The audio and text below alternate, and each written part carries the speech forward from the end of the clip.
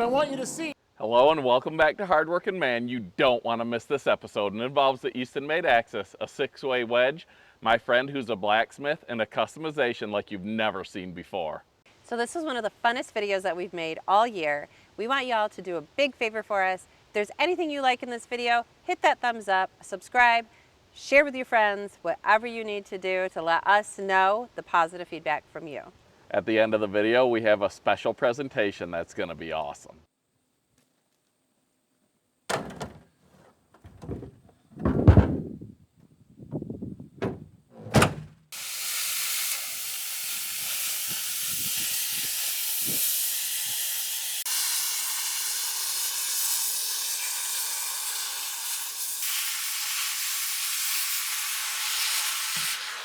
So I'm here with our friend Rob Luther. He is the proud CEO, COO, everything of Bluewater Blacksmith. So we've known Rob for quite a few years. Our kids have gone to school together. They've all played sports together. And he took on this new hobby a few years ago that's now turned into a business, and it's become quite a fun thing. And Heath had a great idea. And he said, I know just the guy that can make this project come to life. So this is where Rob comes in. So tell us a little bit about what got you into doing this blacksmith work. So April of 2017, I'm sitting on the couch, I'm watching Forged in Fire on the History Channel. And I'm like, I wonder if I could do that. I've always done woodworking, I've always refinished antiques, but I never worked with metal. So I decided to buy like this little starter kit. My wife thought I was crazy. You know, there's sparks flying, there's flames flying in the garage. I ended up in the hospital after I made the first project with stitches, but 7 years later, here I am, and I absolutely love it. And I'm self-taught. I've studied under one smith for an afternoon, but that's literally it. Everything else I've just done on my own. So one fun thing is you can kind of create things out of basically anything. So what the project that we had him work on is something that any of you could send it in to him and have him create. Correct. Which makes it that much more fun. So he can take orders from anywhere across the US, probably overseas if you wanted to ship it to him. And he can create keepsake items that have sentimental value from things you might have around your own house. So share a couple things that maybe you've done. Yeah, so I had a freighter captain contact me, and he had some anchor chain from a freighter. And he wanted me to make something out of the anchor chain, so I did. I took a piece of anchor chain, I cut it, and I forged it into this keepsake for him, which had a lot of meaning to him. I also had a gentleman reach out to me who was a Ford man, and he loved Ford vehicles, and so I took a piece of Ford axle shaft, and I forged that into a keepsake for him. So I got into this not just to buy brand new steel and make something out of brand new steel. I got into it to take something that belonged to somebody as something else and make a keepsake memory out of it for them. So that's really kind of my specialty. All right, so he's going to show us around his shop a little bit as we take it step by step so you can see what it is that we are having him make for us. When Heath ran this idea past me, I said, you know, I think you're just missing one little piece of the puzzle. And luckily we know somebody at Eastonmade, so we gave Jeremy a call and we had this sent to us. And I tell you what, it was sent there the very next day. I don't know how we did it, but we got it. All right, let's go check out Rob's shop. So when Heath came to me with this project, I said, okay, listen, there's going to be some things I'm going to need. So he went out right away and got me a piece of the wedge from the log splitter, and this is what we're going to use to get started. So Rob, now that you have this piece of the wedge, what are you going to do with it? Okay, so first thing I have to do, because this piece of wedge is way too big for the project that I'm going to work on, what I need to do is obviously you see it's in my bench vise. I'm going to cut a piece off with my angle grinder, so that I have a workable piece that I can stick into the forge. So we're going to start doing that first.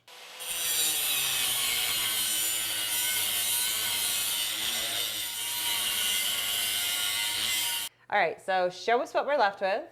So this is a nice sized chunk that I can use to start the process. What I'm going to do is I'm going to tack that with my welder onto there so that I have a handle to put into the forge, and then we can start the process of heating it up and flattening it.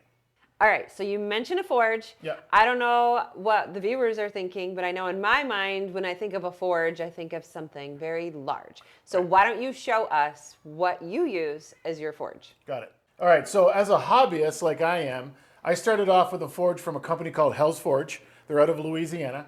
And the reason I chose this one particularly is because it's obviously not as big as maybe you were thinking, but it's a perfect forge for me for the types of projects that I do and the size of the steel that I'm working on. It has a 2-burner feature, so if I'm working on something up to 22 inches in length, I can actually heat up the whole entire tube or work from the front side only. So it's just perfect for me. I have a very small shop, doesn't give me a lot of room to move around, and because it's 2200 degrees when it's fully burning, I needed to make sure that it wasn't too terribly big in the space that I have.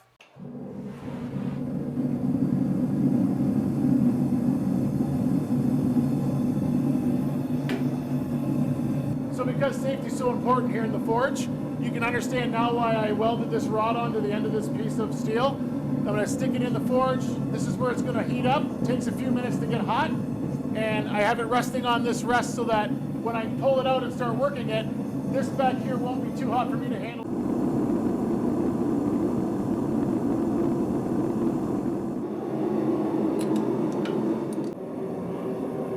Wow, that looks very hot. How do you know when it's ready? Well, there's 2 ways you can do it. Well, the way I learned was by the color, but you can also put a magnet on it, and the very minute it becomes demagnetized, it means that it's ready to start pressing. Okay. But I'm going to put it back in again just because as we're standing out here talking, it's starting to cool, and then we'll put it in the press. Okay. All right, so speaking of the press, tell me a little bit about like what you use, what kind of dies you put in there, what their purposes are. Sure, so this is a flattening die.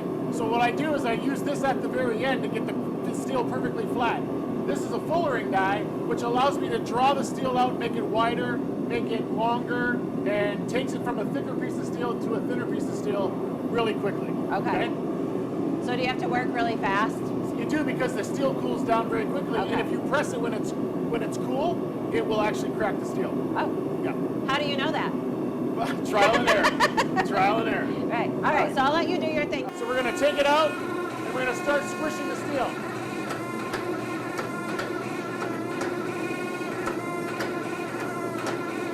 So what I'm doing with this fullering die is I'm just getting the steel into a little bit more of a workable size.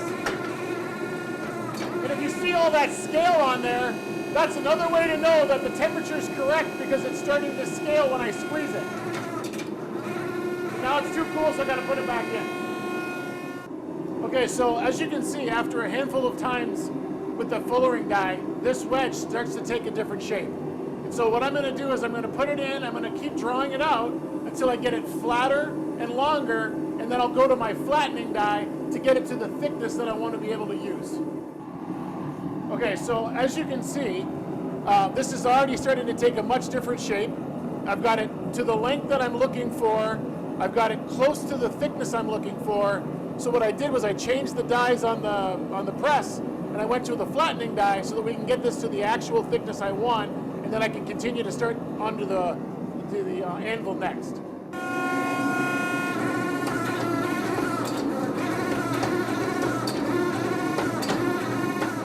Okay, so now what I'm going to do is I'm going to use these flattening dies to get it into a different shape. Make sure the shape is right. And as you can see, it's flaking. That's actually how we know we got the right temperature. And now I'm just flattening it out to get to the right thickness and make it a little bit more uniform. All right, so now we've got it drawn out. We got the thickness that I'm looking for. I got the width that I'm looking for. There's still a few ridges in it, which is okay. We're going to move from the press now to the anvil and start doing some hand hammering for some final shape. So I'm going to go back into the forge. All right, so now that you're going to do some hand hammering, I have to ask, there is a pile of hammers back here. Yeah. I'm assuming they all have a certain purpose. They do. Why don't you walk us through that? All right, so as you saw when I was in the forge earlier, I was using a rod that was welded to the piece of steel. Now, because the rod's off the steel, I have to use tongs. Some smiths have hundreds of pairs of tongs. I have 3. And it's okay with me. I don't need all these tongs. I just need something that's going to work. And I actually bought these on Amazon, $50. Some smiths make their own. I have no desire to do that. I just want something easy to do. But to your question about the hammers. Yeah. So if I did not have that press, I would use a hammer like this. This is a big, it's about a 3.5 pound hammer. And the reason I use a hammer this big would be to start flattening and shaping the steel. And then it's got this edge on it that will allow me to start doing bevels, which we're gonna get into in a minute. And then obviously they're all different shapes and sizes. This is a flattening hammer, so like that flattening die in my tool over there, this is the way to do that without using that. So this is the way to do it by hand. But all of us smiths we're all kind of favored to one type of hammer. This isn't even a blacksmith's hammer, but this is the hammer that I love to use. It just works really great for me. It allows me to move the steel the way I need it to, so I tend to use this one the most. All right, something we want to touch on is the height of your anvil. Yes. It seems a little higher than what others may be used to seeing an anvil placed at. It is. It actually is quite a bit higher. But the reason I keep my anvil higher is because I have a bad back. I have a slip disc, and so I find if it's lower, I'm leaning over too much, and it actually hurts to strike the anvil when I have to lean over. So I keep mine up a little higher. I get a lot of flack for it, but it works for me. And that's the beauty about being self-taught. I'm just doing things that I know work for me. Right. Not everybody loves the height that it is, but I like it, and it works That's for all me. that matters. That's all that matters. All right, so now what I'm gonna do is I'm gonna move to the anvil like I said. So we're gonna do a few hammer strikes. The goal is to start to work the steel to get that shape that I'm looking for. I'm gonna come over here, I'm gonna work off the horn of the anvil. As you can see, when I do that, it starts to create a shape, but then you gotta flatten it back out. It's a lot of hammering, it's a lot of adjusting to make sure that you've got the right thickness still, that you're getting the right curvature. That's why the anvil's designed like it is, because there's different areas on the anvil that you need to use in order to shape the steel.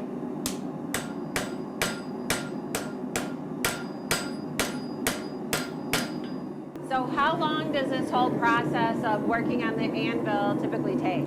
Well, to get the desired outcome that I'm looking for this particular project, it's about an hour of in and out of the forge, hammering on the anvil, working on the shape, defining the top, the bottom, the thickness. It does take a little bit of time. It's not something you can do in a press. So then what do you do next after you get your shape? Well, okay, so for this particular project, it's going to require a couple of holes in the steel. So what we're going to do, as opposed to going over to a drill press and just very quickly drilling a hole, I'm actually going to drift a hole the old-fashioned way from the forge onto the anvil with a hole drift. All right, you talked about drifting a hole. I don't know what that means, so please let me know. What are you talking about? All right, so the old school way of putting a hole in a piece of steel is to actually use a drift. This is a drift, so it's a point on the end of a hammer, and what I do is I take the steel, I set it over this hole in the anvil, that's called a hardy hole, and what I do is I will actually punch this drift through the steel to make the desired size hole that I'm looking for, and I'll show you what that looks like right now. All right, so what I need to do before I drift is make sure there's no forge scale on the steel, because that just gets in the way and it makes a bit of a mess. So I'm going to clean that off with this brush. I'm going to put it back in just to get it hot again, and then we're going to drift the hole.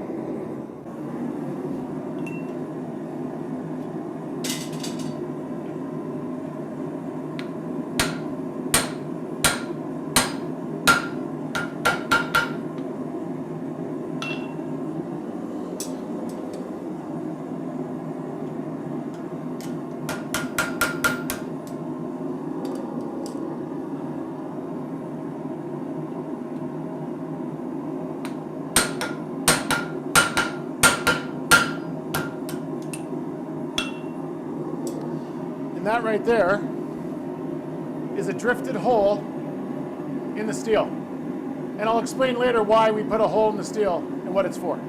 Okay, so as you can see, we're very, very close now to a finished product. I used the horn of the anvil to get some of these shapes that I need. I use different hammering techniques to get the edge that I need. You can start to see that this is starting to take a shape of what I'm looking for. And so from here, we go into what's called the heat treat. And the heat treat is next. We're going to do a little grinding to get it a little bit more finished the way I want it, and then we have to heat treat the steel. All right, so you mentioned heat treat. What exactly do you mean by that? So every knife has to be heat treated and then cooled, but you can't do that in water. What it does is it creates, into the grain of the steel, it creates a hardness so that in our case, if we're going to put some sort of an edge on it, that edge will maintain because of the hardness of the steel. All different types of steel have different types of grain structure. So what I'm going to do is I'm going to heat that piece of steel up to about 2200 degrees, and then I'm going to quench it in this canola oil. If I quenched it in water, it would make it super brittle and it would break. Okay. But I'm quenching it in canola oil because it'll cool slower and it'll allow that grain structure to do what I need it to do to harden. So is this just like a one and done, or do you do it multiple times? So what we do is we're going to do like a thermocycle first. Thermocycling is heating it up and then cooling it outside of the oil. And then we go back into the forge and we cool it in here. And that gives me that structured grain that I'm looking for. Okay. Okay, so the first thing I want to do, you can see how orange colored that is now, how hot that is. I'm going to go through what's called a natural thermocycle. And all I'm going to do is I'm just going to wave the blade back and forth in the air like this. And what this allows the blade to do is cool down naturally before we're going to put it in the quench tank and actually harden it. And all it does is help that grain structure harden correctly, and so that it doesn't make it brittle, and then I can use this thing long term. And as you can see already, it's already back to not cool that I could touch, but cool to the color. So we're going to put it back in. All right, so I got the color I want, and we're going to go into the canola oil and quench. I pull it out because I want you to see how the center of that core was still really, really orange. We have to make sure it stays in the oil until that's completely cooled down, obviously not to the touch, but we can't have any more orange in there, because if I pull this out of here too soon, what's going to happen is it's going to make that knife brittle and it's not going to do what I need it to do. And the way I know if it's heat treated properly is we're going to do what's called a file test, and we're going to do that right now. So what we need to do now is if this file skates across that steel, we know the steel is hard and it's exactly what I needed.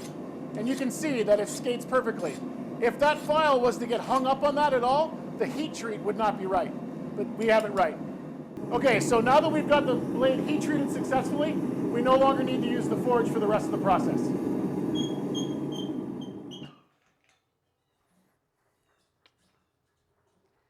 Okay, so once we're done doing the heat treat, what is the next step? All right, so the next step is to refine the shape of what we're working on with a grinder, okay? When I first got started, I didn't have the money to buy a nice grinder, and I wasn't gonna buy something cheap because I've seen a lot of mistakes from buying something that's cheap that doesn't last. So I asked a friend of mine to help me out, and he made me this Frankenstein grinder out of a treadmill motor and some roller skate blades. And in theory, it worked really, really well. But what I didn't realize, because I'm self-taught, is that you shouldn't have 7,000 RPM 36 grit belt on a Frankenstein grinder, because it can throw the belt and hit you in the face. And I know that because that's what's happened to me multiple times. So I decided, once I realized I wanted to do this more and make it more than just a hobby, that I would go and try to find something of some real value. And so I did a lot of research and ended up finding Ameribraid. They're a company in California, an American-made, completely American-made grinder. This is a 2x72 belt grinder.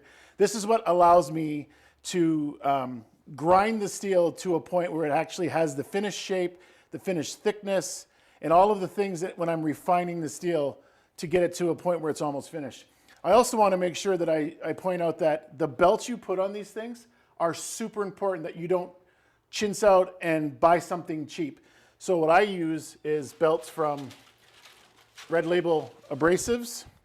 They're a Michigan company. I buy the ones with the edge retention because I'm doing a lot of grinding out to the edge of these belts.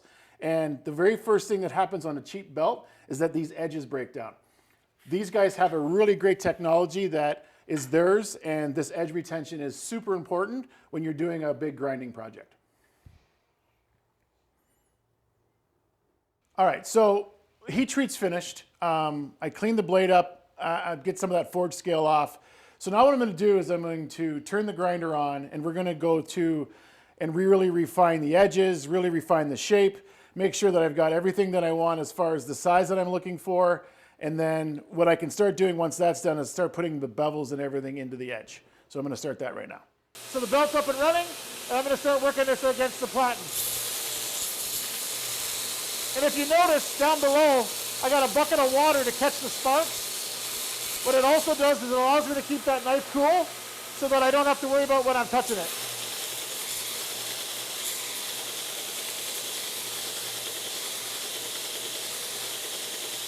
All right, so before we put the handles on this blade, I want to make sure I clean up the hole that I drifted because it's not completely round the way I need it for the pin to be able to attach. So I'm going to jump in here, I'm going to clean it up, and then we're going to go put handles on.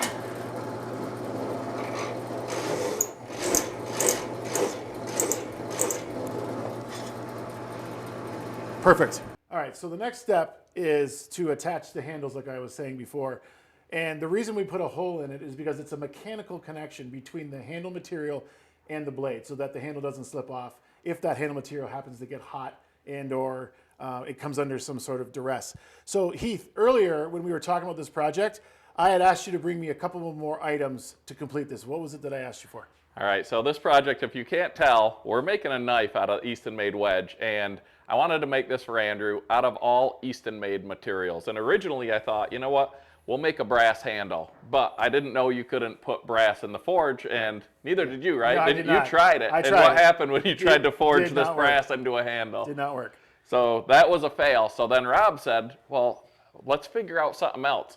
And I said, you know what? I could take the Eastonmade Axis that I got through from Andrew and split some black walnut on the axis and bring him some wood. And he's like, absolutely, that'll work. So I brought you some chunks of wood and this piece of brass. So what did you end up doing with the chunks of wood and this piece of brass that I brought you when my original idea of the all brass handle failed? So what I did was I took this chunk, put it into the table saw, and I created what's called handle scales. Okay, so what you can see is that's a finished piece of wood that we're gonna use on either side of the knife, okay? And these are a little bit too big, but we'll explain that in a minute. And then we're gonna use the brass and we're gonna make pin stock out of the brass that he provided, and that's that mechanical connection that goes through the hole that I drifted earlier. So when you told me that the brass handle wasn't going to work and we were going to have to pivot, and I said, well, I could bring you some wood, and you said, yes, you'll make it work. What are some other things people have used for handles or the pins or what, you know, for the keepsake items that you make for people? I mean, I can use just about anything. So as an example, like different types of wood for handle material, you can use like rosewood, I can use walnut material, you can use oak, you can use micarta, which is a hard plastic that you can use. I tend to use a lot of brass because of the color. It makes it look really nice, but you can use, like I've used gun casings for lanyard holes, big chunks of brass for guards. This particular blade does not have a guard on it, but you can use that. I've even used deer antler for handles, which a lot of people really like. A lot of the hunters I make knives for, they'll bring me their own antler from the deer that they've killed, and then I'll use that antler for a knife handle for them. So really the sky's the limit. You could bring me whatever you want, and I can probably figure out a way to incorporate it into the blade when it's finished. So you can make a handle out of just about anything. What are the steps involved in putting a handle together? So that's why it's so important that once we get like this finish grind done on the blade, the next step is to take that wooden handle material for your knife, for instance. What I did was I traced that pattern onto that wood stock, so I know exactly where I need to drill my holes in the wood, and I know exactly what I need to grind to, so that when I glue this all together, it's just not a lot of excess stock for me to have to grind off, okay? And then what I decided to do, just as a way to show differences in material, we're gonna put some micarta scales, some purple micarta scales on this one, so that you can see like that differentiation between the wood and the plastic in the scales. And then once all the holes are drilled properly, then what I'll do is there's a pin stock that we created from that brass. And what I'm going to do is I'm going to take this, I use 5-minute epoxy.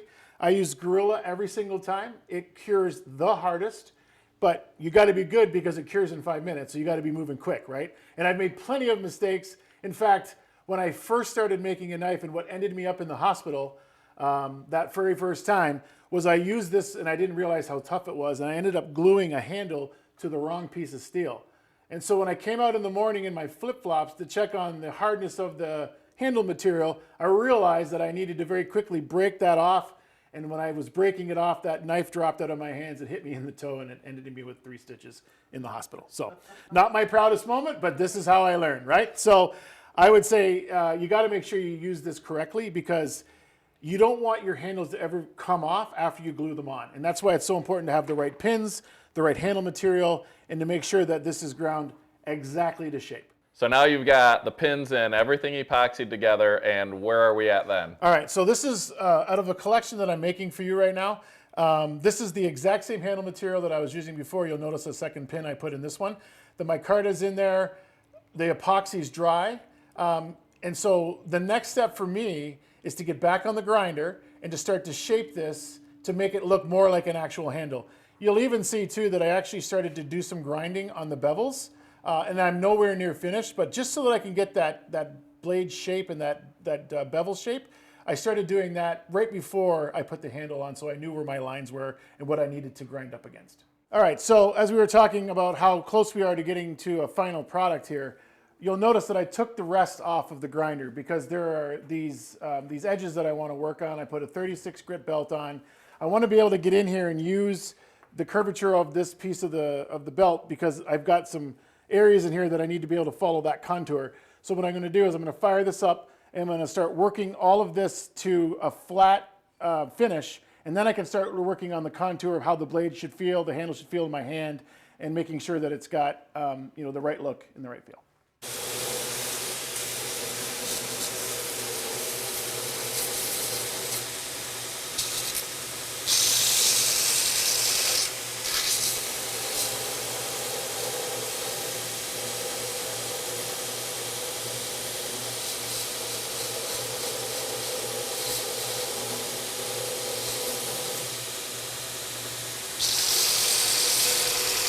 So once again, learning from experience, one of the things I learned quickly too is when you're grinding these pins, they can get really, really hot really, really quickly. And it's important not to grind them too hard or too fast because what that can also do is it can heat up the epoxy and it can start to move that handle scale around. And I've had this happen way too many times where I've done that and the handle actually came right off and I had to start all over again. So there's kind of a science, like I don't want to dip the handle into the water to get the wood wet when I'm grinding these, but you got to move slowly and you got to be super careful because you can ruin it as quickly as you put it together. All right, so after working that knife on the belt for what I'm sure is quite a bit of time, Yeah. What's the next step? Okay, so what I ended up doing was, once I got it to shape on the belt grinder, then I go after with a 100 grit, I just use 100 grit paper, and I'll sand it to the fit and finish that feels good in my hand. So I'm holding on to it and I'm using it and rough sanding it just to get to that point where it feels good in my hand. And when I know it feels good in the hand, then I'll go to a 320 grit sandpaper to really finish the grain and get it to look nice, make sure it's all even. From there, if I want, I can go to 1,000 grit sandpaper. I don't always do that, but depending on the type of wood that I'm using, I'll use a higher grit sandpaper just to get it as smooth as I can because I use Deft clear satin or clear semi-gloss wood spray. Now, spraying lacquer is not for the faint of heart. You got to be good at it so you don't get drips, but I've been doing it for 20 years and so I've kind of got a knack to it. I'll probably put 3 or 4 coats on and sanding in between coats with a 4/0 steel wool. That way it allows me to get that lacquer right down in the grain and ensure that it's building up a nice amount of coats so that it has a really nice satin finish to it when it's done. All right, let's get a close up.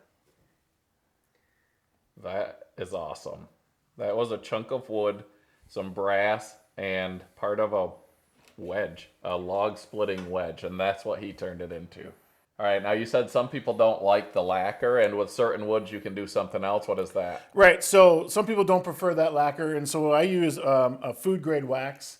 And so you can take this off and you can just take some out with your finger and you can apply that to the handle. You can also apply it to the blade as well. So if you're planning on using a knife like this in the kitchen, which you totally can, I always apply food grade wax. That way it's nice and safe. Now these are not meant to go in a dishwasher. They're meant to be cleaned by hand, but that food grade wax is a nice alternative if you're not into lacquers or any type of finishing outside of something that's natural. So something else I thought was really neat was the blade design that you use for these particular because they were from the wood splitting wedge off the Eastonmade, and so you incorporated that into the finished product as well. I did. So this one is a little thinner. These are both what I would call a bushcraft design, but where the difference really lies is in the type of grind that I used on the edge of the blade. So this is what's called an appleseed edge, which is a little bit more, if you think about like the edge of an axe, where it's wider and it comes to a narrow point. Whereas this is what's called a flat grind, and it's ground pretty flat from the spine all the way to the edge. Where this one is the only amount of grind that I put in it was just on the edge alone. So again, and I'll do a demonstration here in a minute. I made these so you can split wood with them. So if you're outside, you're camping, you're hunting, you want a way to split a little kindling, but you don't really have a way to do it. These are designed specifically for that reason. So you can cut your steak and split your fire to cook it over. Exactly. You can do that exactly. And I don't know if he showed you this one, but this is another one that he made that's absolutely awesome. And you can see like the steel has, what would you call that, scaling? It's forge scale. Yeah. So when I wanted to keep some integrity of the process, so I pull it out of the forge. When we heat treat it, you get that forge scale. It kind of bakes it on there. Some people like it, some people don't. I prefer it. I actually think it looks cool. And that way I didn't grind it off when I was putting the edge on. And then I also used a bullet casing for a lanyard hole as opposed to a solid piece of brass for the pins. So that's just, I guess, you know, so many different options with these. And both of these knives are awesome. And every knife you build is one of a kind. One of a kind. With, you know, they're not from a machine. They're not factory made. So there's going to be imperfections and, I guess, details that make them their very own. And that's which why is cool. That's why I make them the way I do, because I don't want them to look like they came out of a showroom somewhere. I also don't high polish the steel because you can actually see the grain of that steel, which is what I prefer. And so at the end of the day, they're one of a kind, they're super unique, and they look like they're handmade, which is my whole thing. All right, well, let's see you split some wood with it, and then we'll touch on the cost so people have an idea, because you can send stuff to Rob and get it made. Right. And a few other products you make, because not everyone wants a knife, but there's a lot of different options. So let's split the wood, and then we'll touch on that. And then we have one knife that's not here that we're going to show you that was pretty special. All right, cool. Okay, so as we were talking about earlier, Heath, we did a little bit earlier on about the heat treat and why the heat treat is so important. If you don't heat treat the blade properly, what ends up happening is when you use it, you'll lose edge retention. So I heat treated this blade. We dipped it in the canola oil.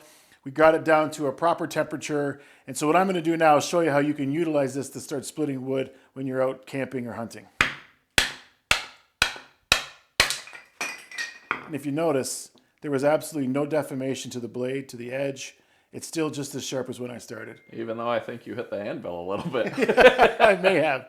But yeah, it's so important that if your heat treat is not correct, what would end up happening is you would take a chunk out of that edge, merely pounding it into a piece of wood. So it's super important that I get that right, because otherwise you're going to buy a knife that doesn't do what you're supposed to do with it. So. All right, and so I know I talked about this, I think, earlier. Every project is different. Right. So cost is going to be a little bit different. And you also mentioned something, when you do a project for somebody, you will not only make them the project or the knife, but you're going to give them a video of the process of it. So one, they know you're using the materials they gave you. And two, I think that's just awesome, because you can say, hey, this was made from your old 57 Chevy, and here's the transformation process. So like, say, for this project here, one of these knives, from that splitting wedge to the knife, what's that going to cost me? So if I'm just using simple handle material, like wood that you supply or wood that I supply, for a knife that's this size, which is a legal 4-inch fixed blade that you can carry around on you, starting price, if you send me the material, $300. The price goes up from there depending on how big you want the blade to be or how intricate you want the blade to be. But that's a starting price. I will make a video. I will send you the video of me using your material, and you will have a one-off, one-only custom knife made specifically for a keepsake for you, or if you want to take it hunting and go use it in the woods. They all come with a handmade sheath as well. They all come with a handmade sheath as well. And I also provide laser engraving as an option as well, so I can laser engrave knives or laser engrave your name on the sheath or a logo or something that means something to you. So that's all part of the process. All right, and if they don't want a knife, what are a few other, I guess, of your most popular items that you make? So I get people asking me a lot for fire pokers. It's very, very popular here in the state of Michigan, where we do a lot of campfires. I make a lot of fire pokers. I make a lot of bottle openers. I'll make a lot of steak flippers. You mentioned that you can make knives or items from all kinds of keepsakes, and you've got a few here. Why don't you show us what you have that people have brought you because they wanted a memory to live on forever? Yeah, so it actually happens quite a bit. Like, this is an axle shaft from a 1986 Chevy Monte Carlo. Typically what I do is I cut off about a 1-inch chunk, and this is a blade that I've just started roughing out. This is what we call a hidden tang blade from a piece of this axle shaft. Really, really popular for me is railroad spike material. So you get a couple of regular railroad spikes, and this is a roughed out blade that I'm making for someone out of railroad spike. This right here is a dragon scale bottle opener, as a matter of fact, so you can actually use it to open up bottles of your favorite beverage. And then a really, really, really popular steel that I make knives out of is this freighter anchor chain. I had a customer, freighter captain, he was interested in a knife. So you can use about a 1-inch section of this, and this is a blade that we've got roughed out from this freighter anchor chain. The really cool part about this is that it actually has like a Damascus kind of a pattern to it, because there's multiple types of steel that are melted together to make that. So just a couple of different ideas on some of the different things that I use to make blades for people. But the possibilities are endless. Endless, absolutely. Awesome. Now you have an idea for this project, what it would cost. So if you want to get a hold of Rob and have a keepsake turned into a piece of memorabilia forever, Bluewater Blacksmith, he's your guy. He can ship it here, he'll ship it back to you, and provide you with a video of the transformation process, which is awesome. Happy to do it. Now there's one more knife that Rob made us that we didn't show you today. We're bringing you that right now. All right, so here we are. This is the end product. This is who I made it for, and it'll all sort of come together, I guess, when I explain what it is. But he can open it up and take a look.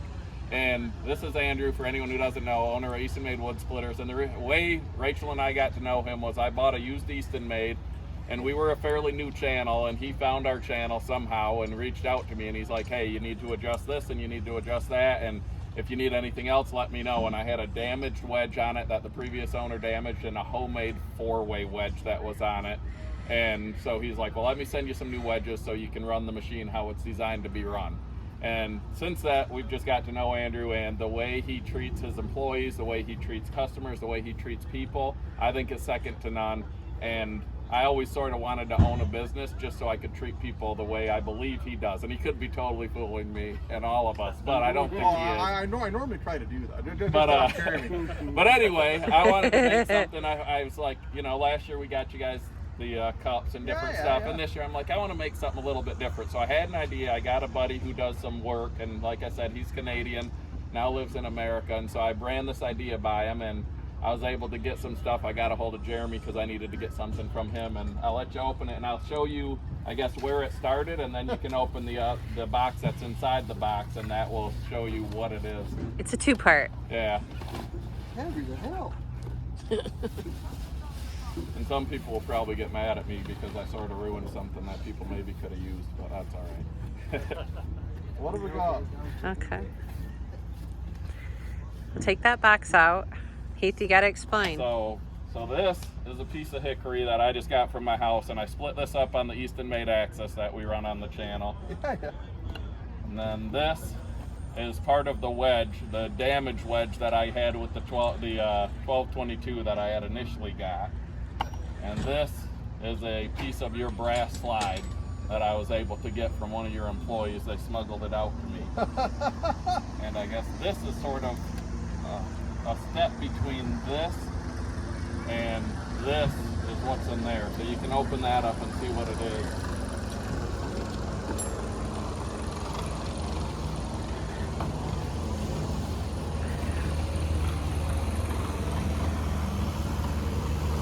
Oh, that's awesome. So that was the Eastonmade wedge, and my buddy, the Bluewater Blacksmith, made it, and then that's the hickory, and these are the brass pins. So it all has to come from the Eastonmade.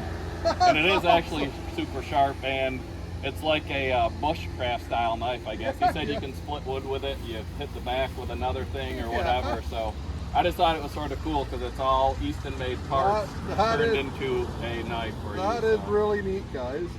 Thanks, Heath. You're welcome. Oh.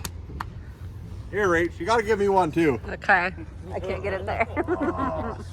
Thanks a lot, guys. That's awesome. I don't like hugs at all. Sure, like I got Gross. the brass because he was going to try to do, you know, I haven't got a hug from back, Jeremy and yet. Tried to forge it, and like it didn't work. So he's like, Look at "What am that, I going to do?" cool. So, I know. and he's like, "Well, I'll make the pins out of it." So, Yeah, that's awesome. That's incredible. and I got a little teeny off on my laser, but. That's all right.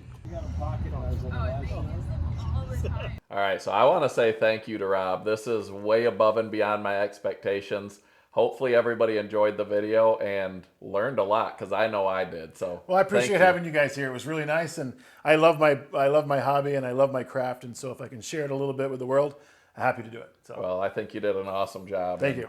There's going to be a few more to come, he said, so we'll bring all those to you as we get them. Nice.